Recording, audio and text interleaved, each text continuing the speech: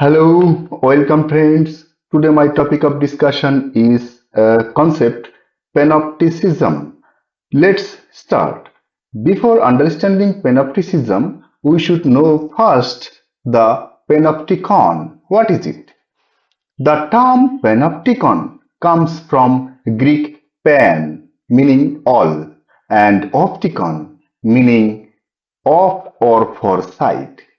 Etymologically, the term indicates that everything is visible. Panopticon has a reference to the Greek mythological character Panopts. Panopts is a giant with 100 eyes. Only a few of the eyes would sleep at a time. There are some eyes which are always awake and open. It allows him to be a spectacularly effective watchman. Historically, Panopticon is a kind of projector in the 18th and 19th centuries. Panopticon is a type of prison where all the cells are visible from the center. It is not possible for those in a cell to know if they are being watched. It is similar to the closed circuit television, that is CCTV cameras in public spaces. Figuratively, Panopticon is a place in which people are subject to constant surveillance at totalitarian command. In general, Panopticon is an asymmetrical structure, a type of institutional building and system in which one party is placed under surveillance by another party. The another party cannot be similarly inspected by themselves.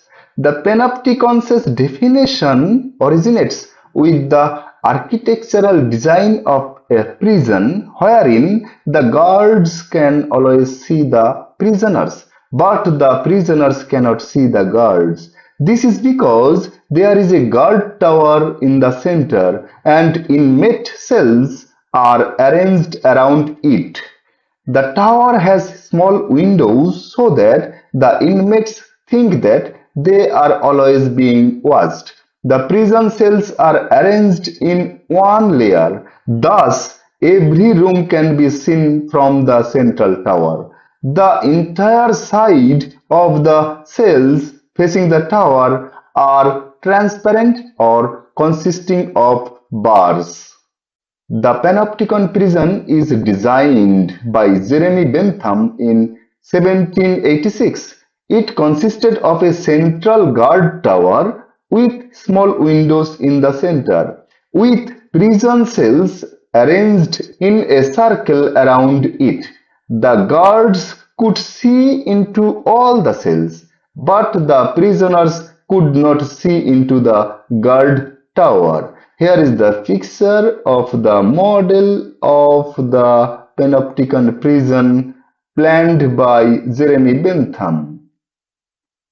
In political philosophy, the term is derived from an idea of prison by Jeremy Bentham in the late 1700s, although it was never built.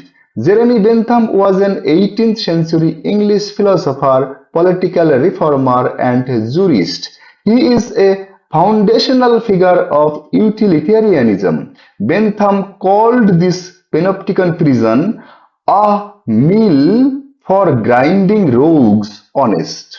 Let's see the difference between Panopticon and Panopticism. The Panopticon is the model for external surveillance. On the other hand, Panopticism is a term introduced by French philosopher Michel Foucault to indicate a kind of internal surveillance. Panopticon, external surveillance, and Panopticism is for internal surveillance.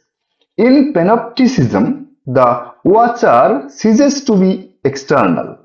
It describes a mode of social control in which individuals begin to police themselves due to constant surveillance, thus shaping disciplined and docile bodies. The Panopticism's meaning as a mechanism for asymmetrical surveillance is crucial for Foucault's understanding of disciplinary power in the modern age. Michel Foucault is a 20th century French thinker who analyzes systems of power. His book Discipline and Punish: The Birth of the Prison, published in 1975, analyzes the change from violent punishments to disciplinary punishments. Foucault's thesis is that the Panopticon prison is a metaphor for modern society. The power relations in modern society are often structured by surveillance and non-violent correction, normalizing judgments.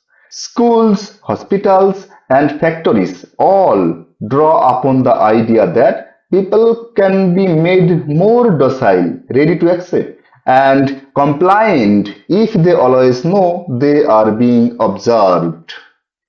For Michel Foucault, Panopticism is about the modern mechanisms of control. People can be controlled when they believe themselves to be under constant surveillance, even if no one is watching them. He argues that institutions are arranged like the prison. The Panopticon, where the prisoners see the tower, they believe themselves to be watched and are thus on their best behavior. Inmates are compelled to regulate their own behavior. Let's see some examples. In the surveillance narrative of 1984, published in 1949 by George Orwell, says, there was, of course, no way of knowing whether you were being watched at any given moment. You had to live in the assumption that every sound you made was overheard and, except in darkness, every moment scrutinized. In this book, there is a phrase, "Big Brother is watching you," describes the situation in the Panopticon exactly. The French philosopher Gilles Deleuze published essay entitled Postscript on the Societies of Control, published in 1990. Deleuze argues that the society of control is replacing the disciplined society. Deleuze argues that enclosures are molds, but controls are a modulation. In the novella Chronicle of a Death Foretold, published in 1981 by Gabriel Garcia Marquez, talks on the murder of Santiago Nasser. Chapter 4 is written with a view on the characters through the Panopticon of Rohasha. Angela Carter, in her 1984 novel Nights at the Circus, links the Panopticon of Count P to a perverse honeycomb and makes the character the matriarchal Queen Bee. Thank you friends. Hope to see you in the next video.